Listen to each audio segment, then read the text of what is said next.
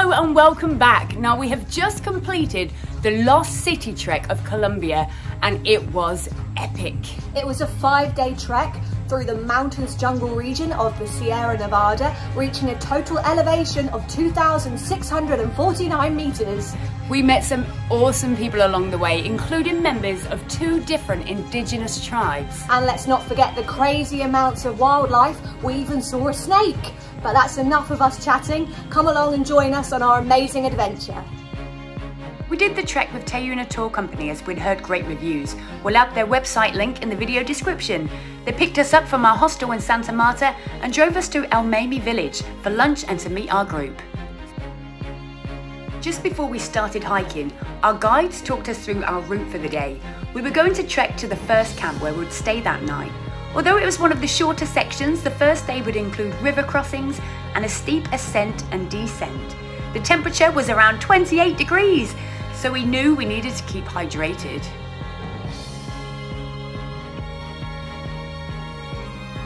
We tackled our first river crossing and then it was time to climb the first mountain.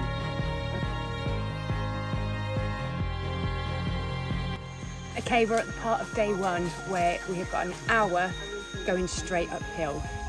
We're in the middle of it and I am sweating buckets. It's hardcore.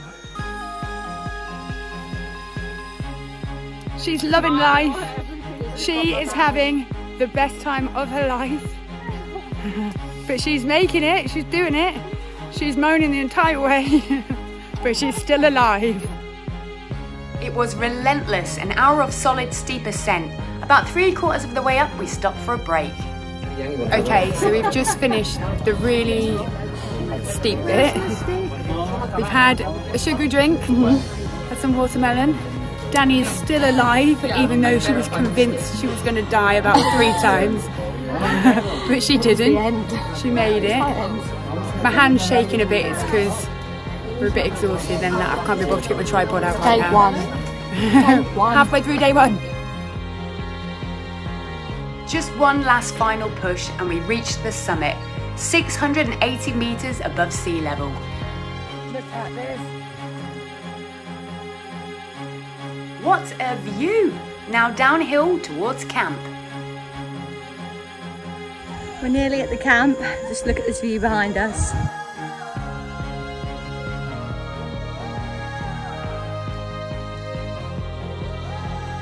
We arrived at the first camp and it was a far cry from the basic setup we were expecting. The first thing our guide did was show us down to some really stunning natural pools where we could cool off from a long day's hike.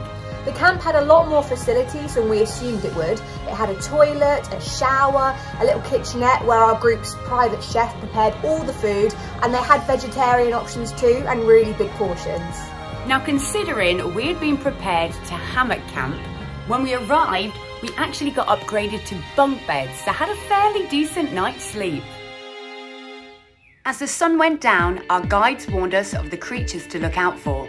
Poisonous spiders, snakes and scorpions. There were even jaguars in these jungles. We were then told about tomorrow's plan.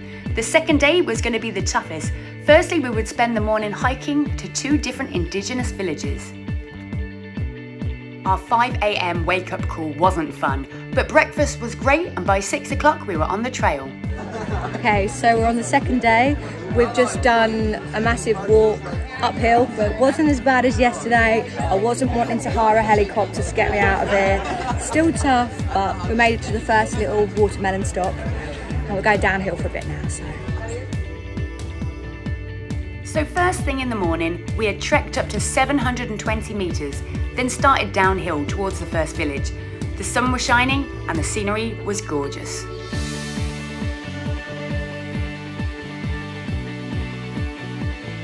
Around 9 AM, we reached our first stop and met one of the members of the WIWA tribe, a descendant of the Tairona civilization that populated the lost city in 800 AD. He told us about his tribe's way of life and how they use the local plants to make their crafts and continue their traditions.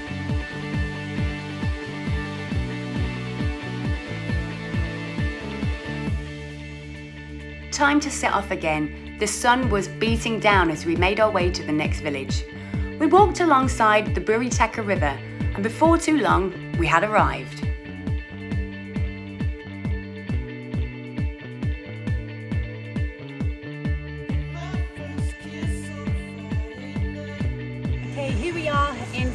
of the Kogi village, one of the indigenous villages along the way. This was the part I've been really interested in getting to, and it's been so informative learning all about their culture. Having a lovely time. Can you see the houses just there? The Kogis were another indigenous tribe that populated the mountains of the Sierra Nevada. Also descendants of the Tairona people, they had preserved ancient traditions and led a very simple and spiritual way of life. It was fascinating learning about the tribes, but we still had a long hike ahead. We would stop halfway for lunch before another strenuous 4-hour hike to tonight's camp.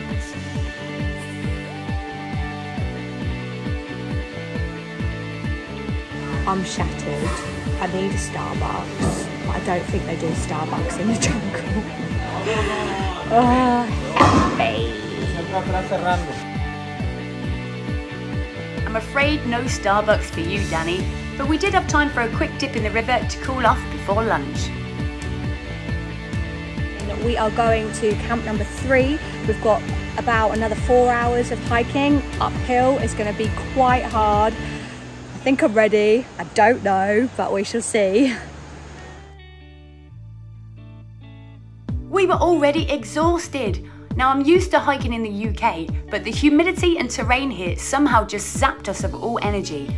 Luckily, the scenery was outstanding, so it kept our spirits up as we hiked. We came across some adorable piglets and saw this strange creature. What is this?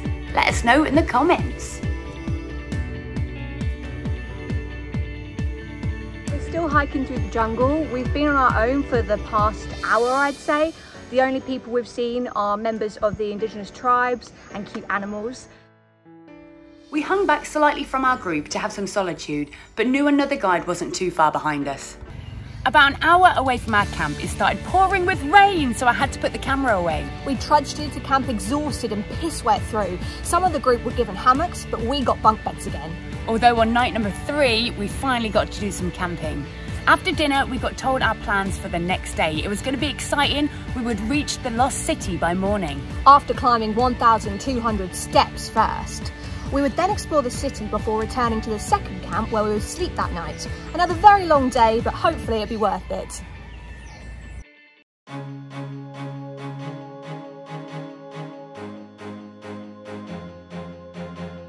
Okay, we are just at the bottom of the 1,200 steps leading up to the lost city.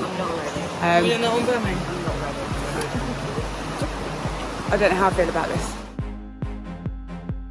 The steps were steep and slippery and seemed to go on forever. Our guide Jason stayed at the back and looked after us though, bless him.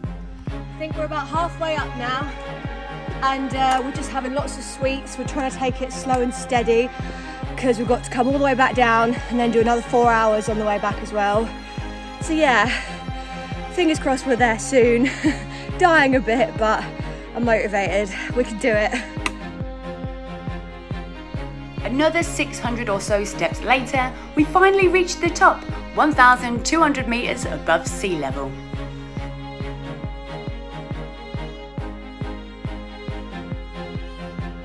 Okay, here we are at the lost city. We made it all the way to the top. Our guides are showing us around. They're going to show us the best place to get the drone up because that's going to be really interesting. But they're teaching us all about the history and stuff. It's very exciting. I can't believe we're actually here.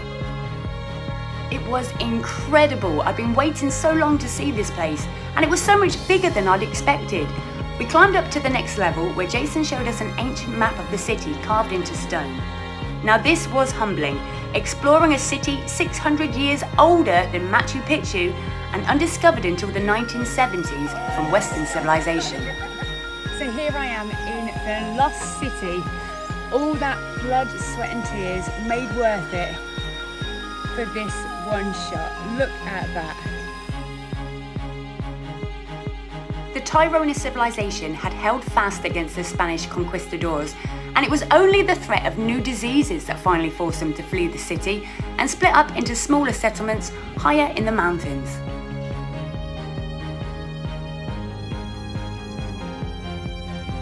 We just had some snacks at the top of the lost city. And there was crisps. I'm ecstatic. All about the snacks. And then came my favourite part of the day, meeting a Kogi shaman who guards the city and gives his spiritual blessing to Westerners in the hope to cleanse them and guide them to reconnect with Mother Earth. Special leaves were crushed in the traditional way to make a dye which was then applied as a tribal face marking in testament of reaching the lost city.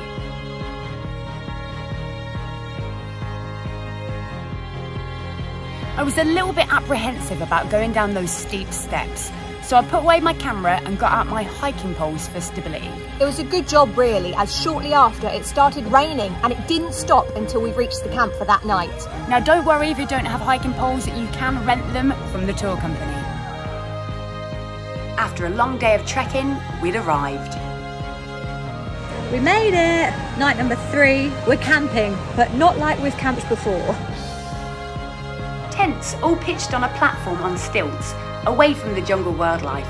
We slept like logs and awoke at 5 AM to trek back to the first camp. It was surprising how different everything looked in reverse. We were last again, taking our sweet ass time to soak in the beauty of the jungle.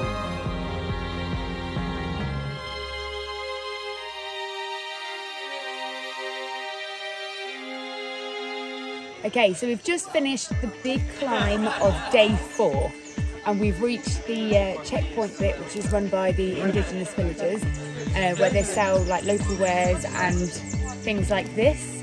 This is an electrolyte strawberry drink, so we can rehydrate ourselves, which is really good, and in this humidity and this heat it's really important that you stay hydrated. We've now got an hour downhill before our camp for tonight. Fingers crossed we survive! The rain from yesterday had made the trail really muddy and slippery, but today the sun was beaming and we were appreciating everything so much more knowing we had limited time left here. So the good thing about doing this trek over 5 days instead of 4 is that it costs the exact same. So technically you're getting a free bed and free food for an extra day and night, but it means that you get to your last camp around 9 or 10 in the morning, depending on how fast you go, and you've got the whole day to enjoy the natural pools, the beautiful scenery, and just chill out and rest. So then the last little chunk is in 2 manageable sections, so it's a lot better.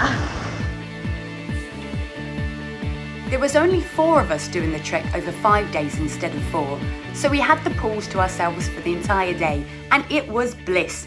We used the time to relax and recharge before the last stretch home tomorrow morning. This is Camp Cam on day 5. We both look like we've been dug up. I'm so sorry about how I look like that. Last day of jungle trekking before hot showers and stuff. How have you found it so far? Do you know what? The first day I found it really hard and I wanted to go home and I wanted to hire a helicopter. But as it went on, I really enjoyed it. It's been tough, but worth it. Yeah, it's been incredible. Absolutely unreal. I've loved every minute, apart from smelling like a sewer. I even brought perfume. There's no amount of perfume that can mask this smell. But we're ready for it. You ready for the climb? We're very high. I'm very out of breath. Just like to shout out my former boot camp instructor, Tony Bayliss. I'm very sorry I was a moaning maggot. You used to say all the time, running is nothing compared to the jungle. I get it now, Tony. I'm sorry, I was flying around at the back, running like a flutterby fairy. Oh, help me. Just a few more miles and we finally saw a snake. Can anyone identify this one, please? Our guide did tell us it wasn't poisonous though. So we're not far now from finishing. And this is our first time ever being at the front of the group instead of being at the back. So we're cherishing this moment. And just like that, we'd made it. Another trail smashed and another tick for the bucket list. Okay, once again, thank you so much for joining us on this epic adventure. We just want to say a massive thank you to Teyuna Tours and to Juan and Jason for helping us the entire journey. And don't forget, our next major trail next month is the Salcantay Trail to Macchu Pichu in Peru. And our next UK one, we're heading up to Bonnie, Scotland to hike the Rob Roy Way. So stay tuned and stay safe, everyone. Bye.